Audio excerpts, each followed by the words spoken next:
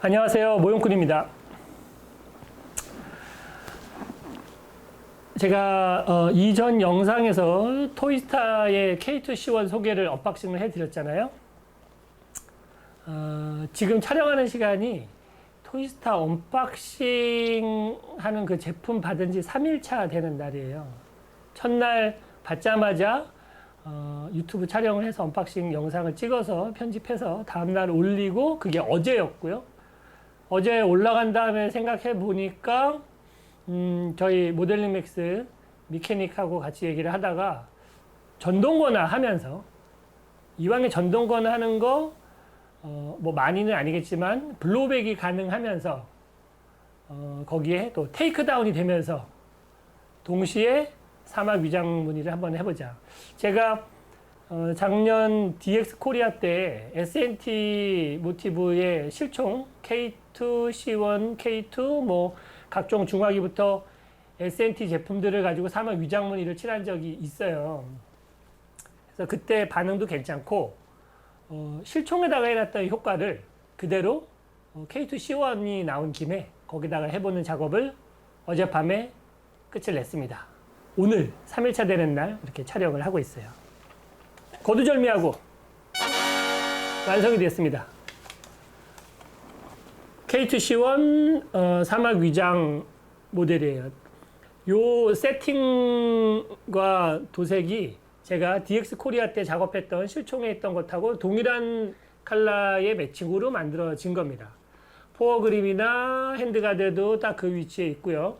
바렐, 액세서리, 그 다음에 스톡의 뒤에 이제 요런 부분, 빠져있는 부분은 딱 정확하게 제가 실총에다 했을 때하고 같은 상태로 작업을 해 둔 거예요.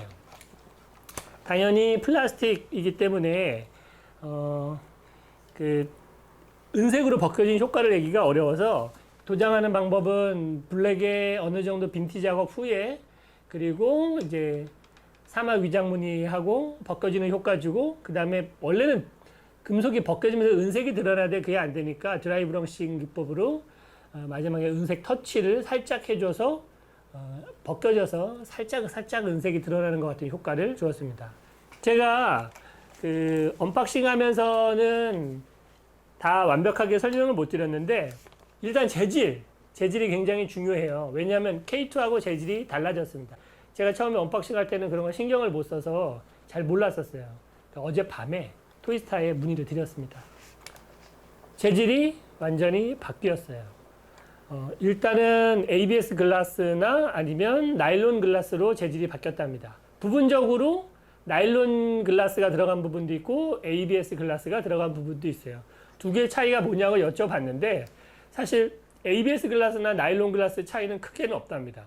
단지 생산하는 방식에 따라서 적합한 부분과 적합하지 않은 부분은 나눠진다고 봐요. 그래서 아마 스톡이나 뭐 이런 부분하고 레일하고 바디 이런 부분의 재질이 ABS 글라스 아니면 나일론 글라스라고 합니다. 어느 게 어느 건지는 저도 모르겠어요. 그렇게까지 물어보지 못했어요. 그럼 글라스 파이버가 들어가는 재질로 만드는 이유가 뭐냐고 여쭤봤어요. 첫 번째는 ABS는 둥근 부분들, 이런 부분에 사출하기가 적당한데, 매끈하게 쫙 빠진 부분에다가 ABS만으로 하면 수축이 좀 심한가 봅니다.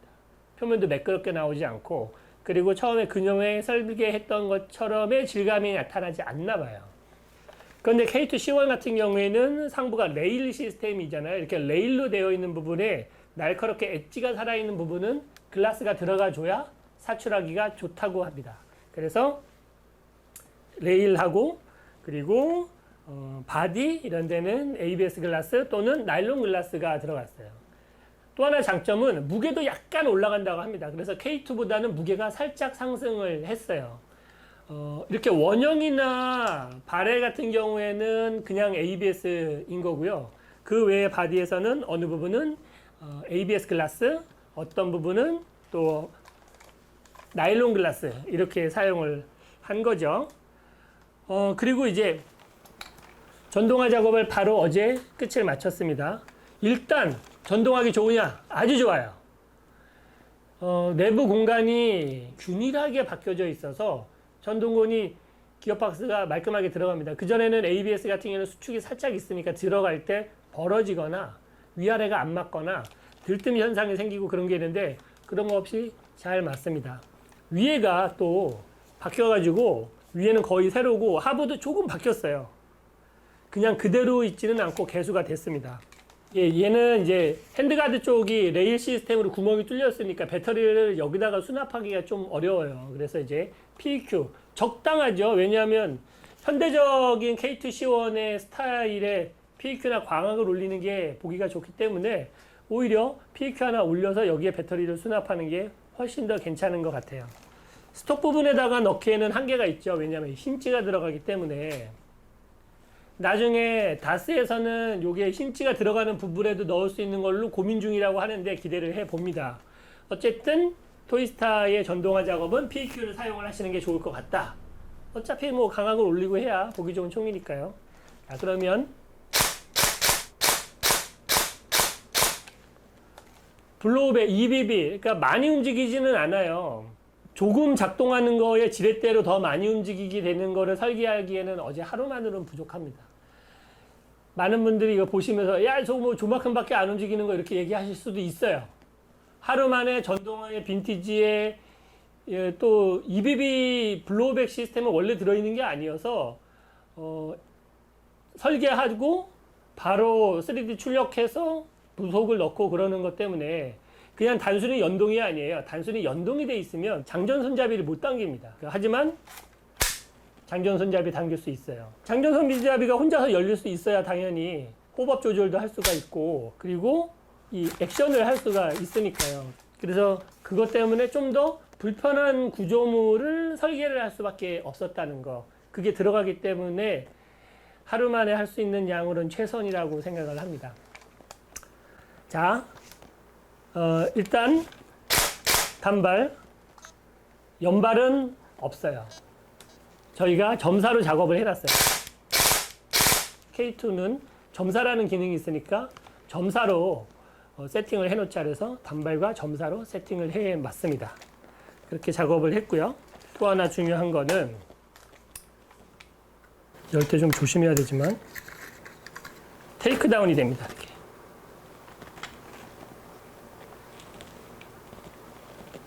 기어박스 그냥 들어가 있지 않잖아요. ICS사의 그 기어박스를 사용을 한 겁니다. 지금은 재고가 없어요. 저희 미케닉이 예전에 준비를 해뒀는데 K2 요번에 K2C1에다가 적용을 한 거죠. 그래서 이렇게 테이크다운이 깔끔하게 된다는 거. 보면 기어박스도 ICS 기어박스가 아주 깔끔하게 딱 들어갑니다.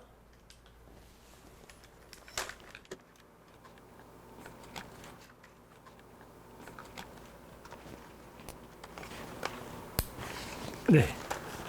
후.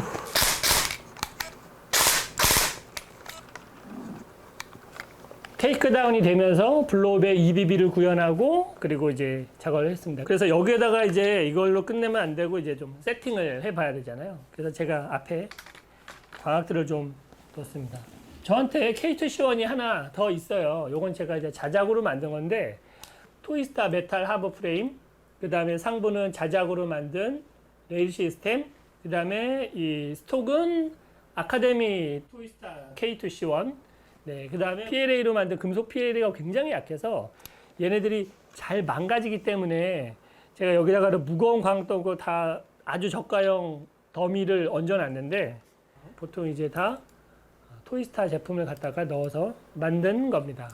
무게가 꽤 나가요. 하지만 굉장히 약해서 계속 부서져서 접착제를 계속 붙이면서 되는데 나중에 K2C1이 발매가 메탈로 나오면 네, 이거는 그냥 던져버릴 거예요.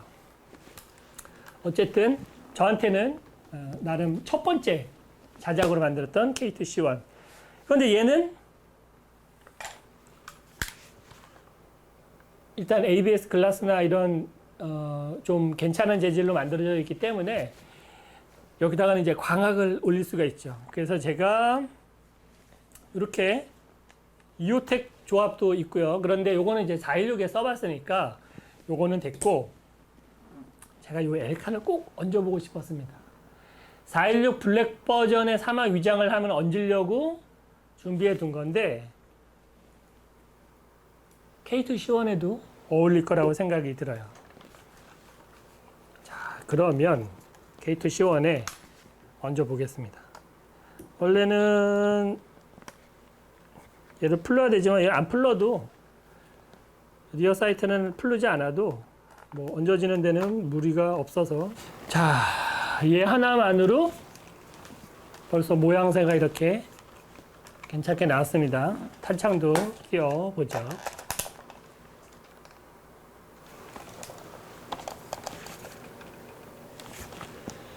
사이트 위로 살짝 넘어가면서 조준이 돼서 네, 조준하는 데는 문제가 없을 겁니다. 근데 뭐 조준하면 뭐 하겠어요. 어차피 덤이라 의미가 없죠. 자, 여기에 아쉽게 PQ. 원래 PQ도 그 전선은 드러나죠. 하지만 이 부분은 제가 슈어파이어 라이트로 감춰줄 겁니다. 그래서 이쪽 면에는 슈어파이어 라이트를 포어 그립 옆에다가 스위치를 달아줄 거예요. 그래서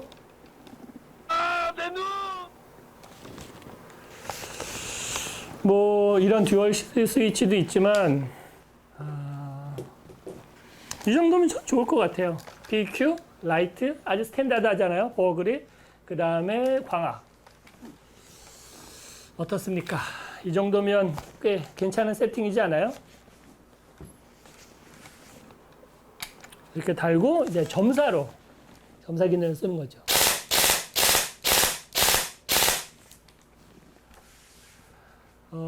사실 비비탄은 아직 한 발도 안 쏴봤어요.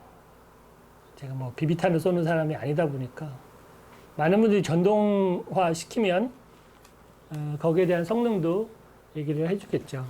삐그덕거리는 거가 있냐? 그런데 이게 아무래도 플라스틱이다 보니까 휘면 뭐 살짝 휠 수는 있습니다. 휘는 거에 따라서 기어 박스가 얘는 이제 상하로 나눠져 있는 거다 보니까 작동에 살짝씩 영향을 주기도 해요. 그래서 어서 메탈 바디가 나와서 메탈 바디에다가 세팅을 하면 참 좋지 않을까. 내년 상반기에는 메탈 바디가 출시가 된다고 하니까 그러면 이제 아주 근사한 K2 C1이 완성이 되겠죠. 지금 아주 보기 좋은 의도하지 않았는데 개몰판을 접고 딱 넣었는데 라이트에 걸리지 않으면서 딱 맞춰지게 되었네요. 네.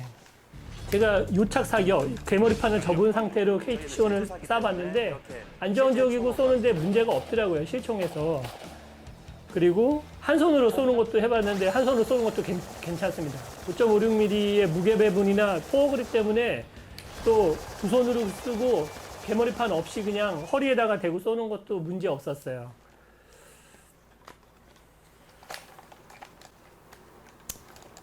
이렇게 근사하게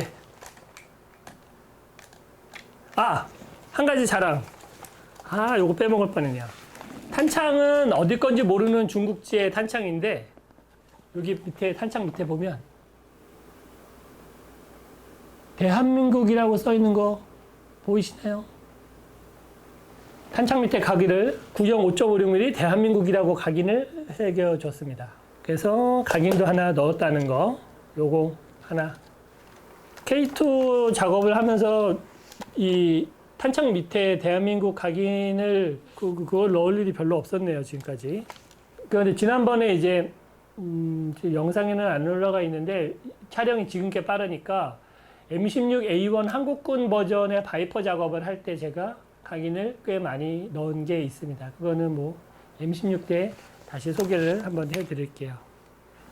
그리고 제가 설명을 한다. 지난번에도 해놓고 깜빡하고 안 했는데 이 스톡에 이 버트 플레이트 부분이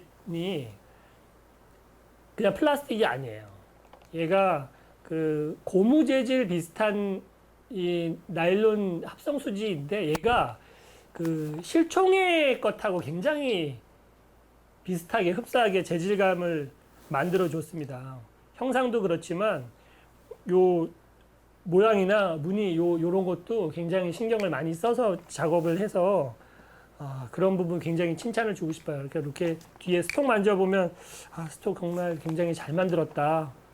요 위에 그 고정용 네모난 구멍 하나하나까지도 디테일을 잘 살렸더라고요. 그래서 그런 부분은 칭찬을 하고 싶습니다.